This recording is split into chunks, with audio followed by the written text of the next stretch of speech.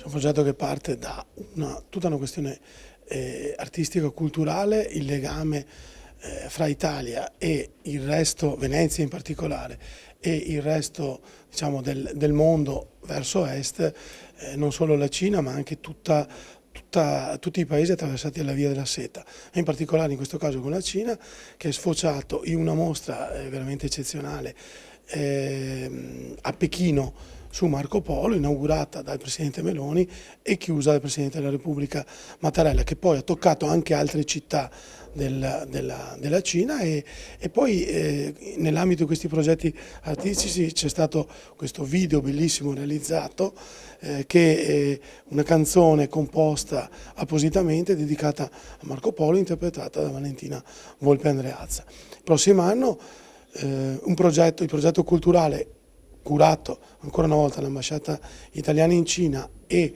dall'ente culturale italiano di Pechino, prevede una mostra sul Palladio, un altro grande veneto e un altro grande italiano, diciamo, conosciuto in tutto il mondo. La funzione del musicista, la funzione dell'artista è proprio una funzione sociale. Da sempre, dal teatro greco in poi, no? Ci viene raccontato come portare in scena determinati messaggi, voglia invitare il pubblico a riflettere, quindi la riflessione.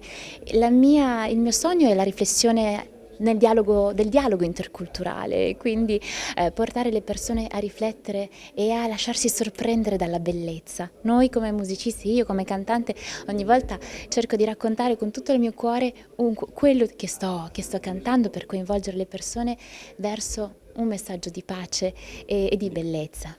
Parlare di una canzone così, tra virgolette, importante, con questo titolo, insomma, è già un compito molto arduo. Per noi la difficoltà è stata un po' quella, perché noi scriviamo, io insieme a Luca Angelo Santi, che è l'autore con cui scrivo da sempre, abbiamo scritto tante canzoni per tanti cantanti, italiani e non solo, ma quando parte una canzone nasce un po' in libertà, si segue un flusso. Invece in questo caso è stato un po' il contrario.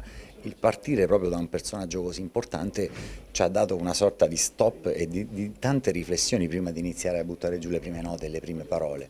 Dopodiché, una volta individuato, come dicevamo prima, che era il concetto della curiosità di questa persona che volevamo analizzare, il concetto di una curiosità di una grande persona, però di una persona che voleva viaggiare, che voleva scoprire qualcosa di esterno e ovviamente di interno, perché il viaggiatore in realtà scopre in fondo anche la sua anima. È lì che abbiamo incentrato tutto il tema.